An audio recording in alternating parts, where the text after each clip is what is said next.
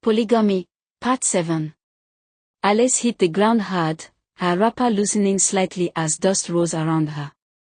Felicia didn't even spare her a second glance, she simply bent immediately and carried Mola up from the ground, gently dusting her body, her hands shaking as she saw the red swollen marks forming on the poor girl's back.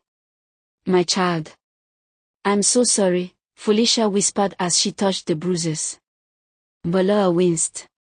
Felicia's eyes filled with fire.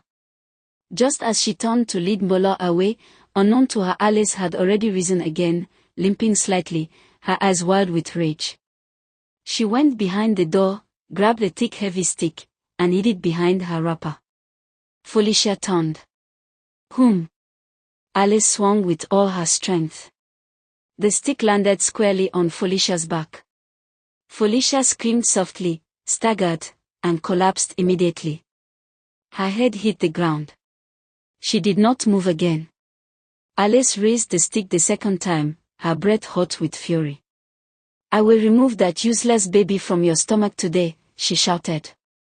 "You think you can stand against me? You think you're better than me in this house?"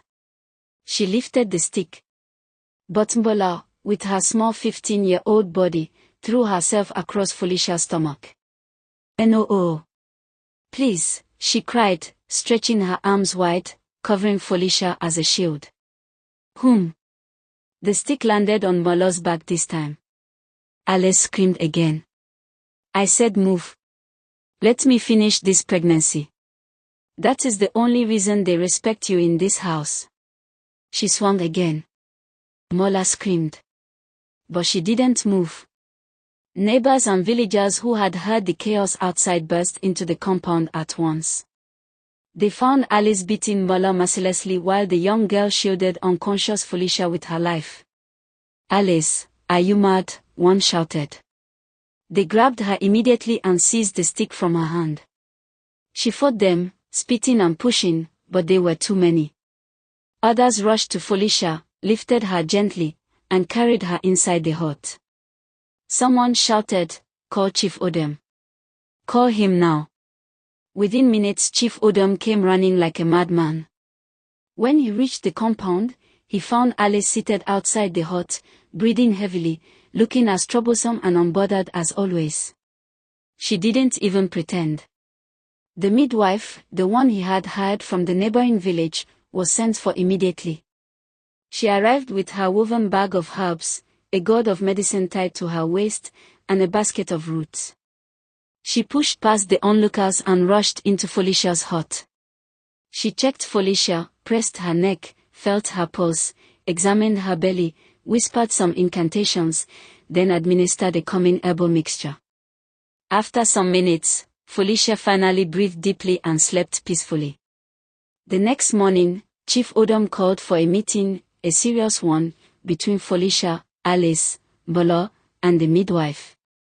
Everyone came out and sat. Except Alice. They waited. 5 minutes. 10 minutes. No sign of her. Chief Odum sent Mola to call her. Mola knocked softly. "Auntie Alice.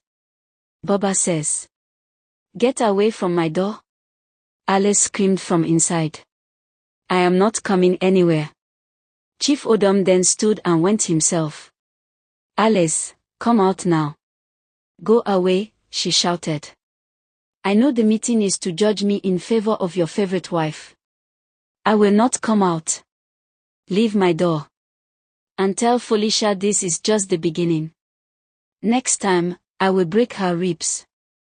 Chief Odum waited in silence, but she didn't come out. Finally, he walked back to Felicia and spoke softly, regret heavy in his voice. "I am sorry, my dear wife. If I had known the gods were about to bless us with a child.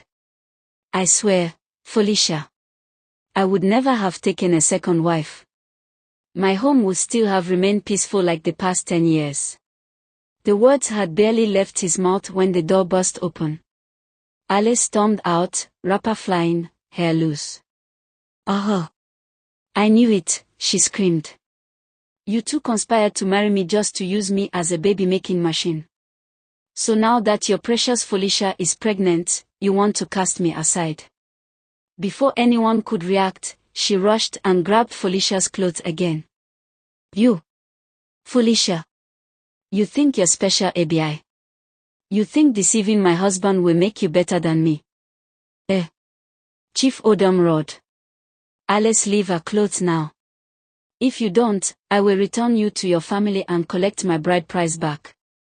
This nonsense ends today. Alice froze.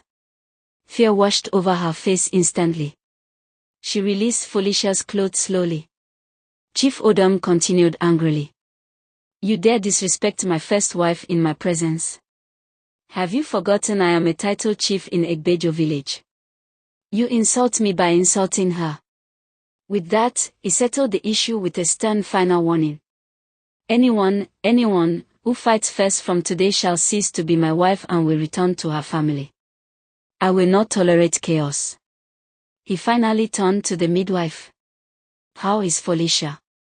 And how is the baby? The midwife smiled gently. They are doing fine, Baba. They? Chief Odum repeated. You mean? Yes, she said softly. Felicia is carrying twins. Gasps filled the compound. Alice's eyes widened. Her breathing became fast. Her heart pounded with jealousy and bitterness. Twins, she murmured. Is this not witchcraft? Or juju? Why is she always this lucky? Maybe she bribed the midwife to say this. She kept murmuring to herself, trembling. Immediately she faced the midwife. Come and check me too. My baby has not been moving well since that fight. I need to know if mine is twins too. The villagers stared at her, shocked. But the midwife followed her inside and examined her carefully. Afterwards, Alice asked almost desperately. Mama, how are my babies doing? I hope I am carrying twins too. Please. Tell me. The midwife exhaled deeply. No, my child. It is just one baby. And from the position, I strongly believe it is a girl.